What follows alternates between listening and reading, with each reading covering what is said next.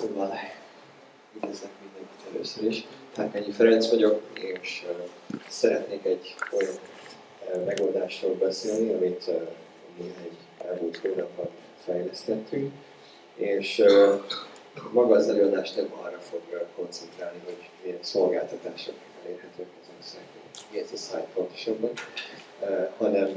hanem inkább a technológiáról, amit használtunk, és milyen tapasztalataink voltak ezzel a technológiával, mik voltak az erősségei eznek a technológiának, mik voltak a hátrányai.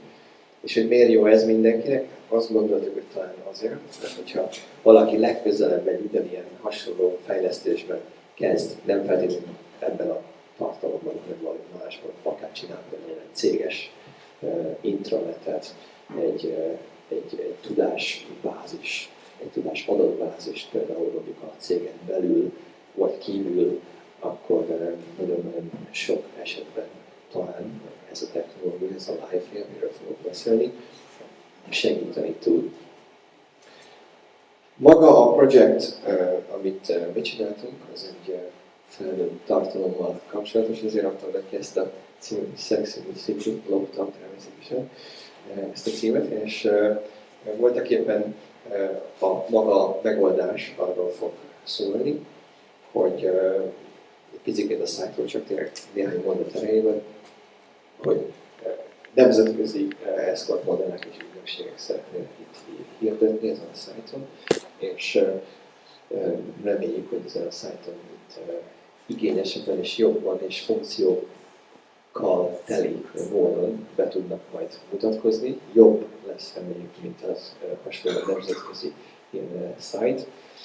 És reméljük, hogy oda tudunk csábítani egy olyan réteg közönséget, meg egy idézőjelben, akik érdeklődnek ilyesmi szolgáltatás iránt, és részesei lesznek egy úgynevezett belső körnek, szeretnek a hasonló emberek picikét így találkozni az én helyeken, megbeszélni a tapasztalatokat, a kérdéseket és ilyesmi. Kicsit egy-két dolog lehet, hogy furcsán hangzik egy-két ember számára, de tényleg vannak ilyen emberek, és úgy tűnik, hogy olyan sex az sells mindenhol, az interneten is.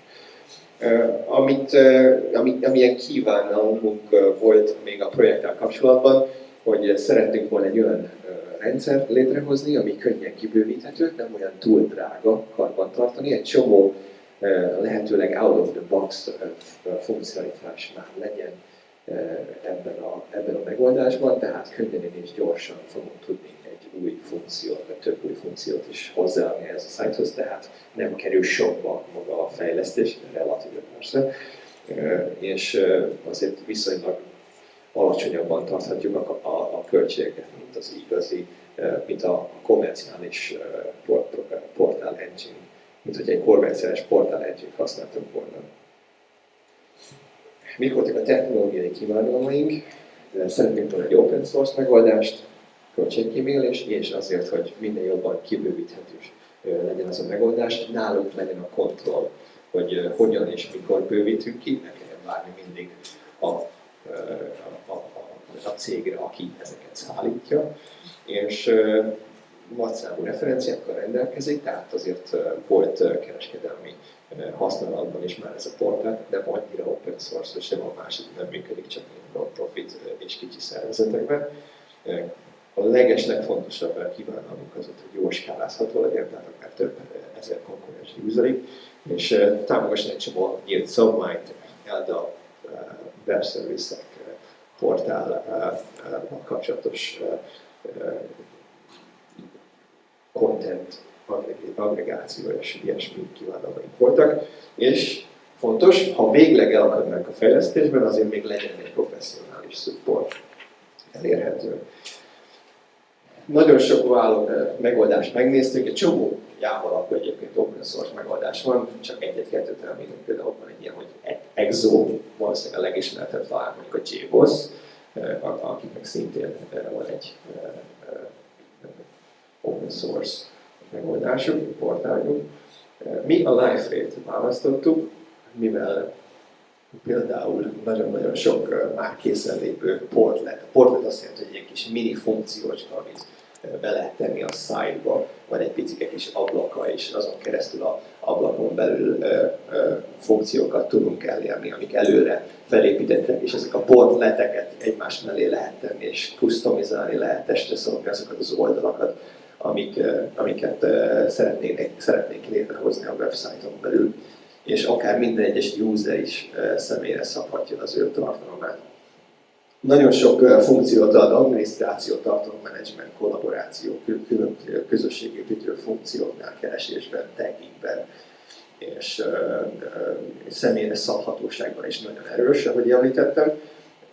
Megengedi azt, hogy akár minden user képítse az ő saját kinézetét, illetve tartalmát az oldalnak. Ezt láttuk már sok helyen, csak itt nagyon könnyű megcsinálni, és hogy ez a technológia azonnal rendelkezésre áll mindenki számára. Már betettem egy-két ilyen kis tartalmacskát a szájból, hogy még izgalmasabb legyen emellett a sok rövidítés mellett. Milyen támogató technológiák voltak ezen a portálon belül?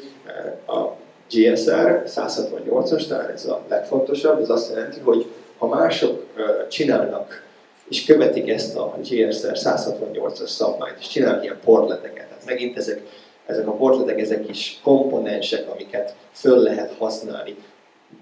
Hasonlít mondjuk egy flash komponenshez, okay? Ezeket le lehet tölteni, bele lehet tenni a site-ba, és ennek segítségével tudjuk a tartalmat felépíteni. A portletek annyiban különböznek, hogy ezeknek szerver oldali logikájuk is van, adatbázisokat érhetnek el, és így tovább. Tehát ezeket, hogyha mindenféle más platformon csinálták, de természetesen továbbra is Java, akkor a Liferay-be ezek könnyen telepíthetőek és felhasználhatóak. Hibernate például ezt is támogatja, objektumorientált adatbázis kezelés, és így tovább.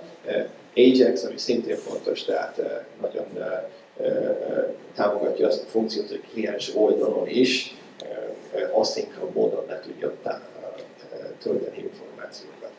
Jó, ez az utolsó. Mik voltak a nehézségek? Egy fél percben most már csak, bocsánat a túllépésért, itt gyakorolnunk kell. És a fő problémák az volt, hogy kínosan kevés a dokumentáció. Ez tipikus jellemzője egyébként az open source portáloknak. Na erre nagyon. Tehát nagyon nehéz összeválogatni azokat az információkat a liferay.com oldalról, hogyha komolyan belekezd az ember. Ugye nem meglepő, mert hogy ezek az emberek a liferay.com-on abból élnek, hogy professzionális szolgáltatást adnak el, és hogyha mindent kiadnának, akkor valószínűleg nem lenne elegendő bevételük, tehát ez egy hátrány.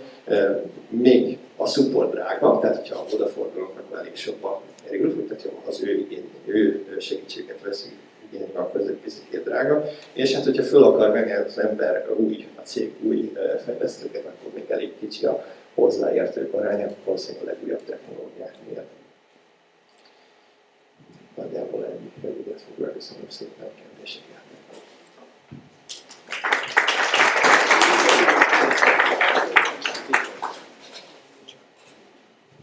Köszönöm szépen. A kérdéseket pedig megkérem majd az összes előadót, hogy ismételje meg, hogy a podcastban is lehessen majd hallani. Jó? Ha van most kérdés.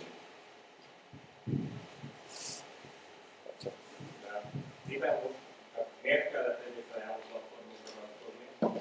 Első részben másrészt, hogy megtörődik-e, még PHP-ban is írnak olyan tartalmányozatokat, amik forrás kompatibilis, tehát ISR 168-ról használnak forrás kompatibilisek. Sőt, ráadásul kétszer a V3-as region szabvány, ott a legmegvályáltán még a ISR 168 csak egy a sok hasonló szabvány. Ráadásul még vannak több dokumentál PHP rendszerek is. Miért kellett?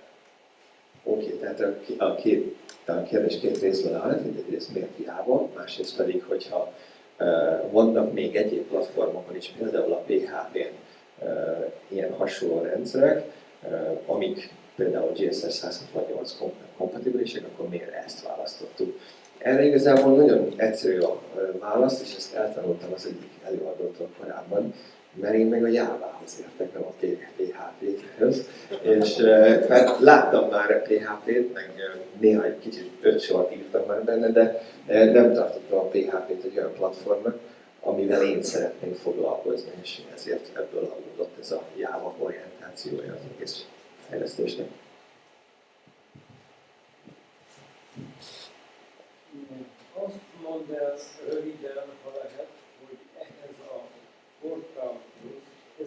minden portálnál föltehető ez az elvi kérdés.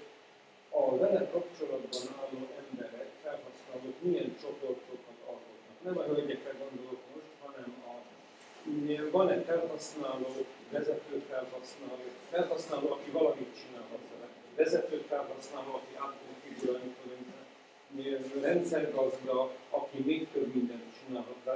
Ezeket a kategóriákat gyorsan el tudom mondani. Tehát a kérdés ez volt, hogy milyen szereplői, vagy milyen felhasználói, milyen típusú felhasználói csoportok voltak, bocsánat, tényleg szó szerint mondom, a szájton, és lehetnek-e egyáltalán ilyenek a szájton belül? Természetesen lehetnek.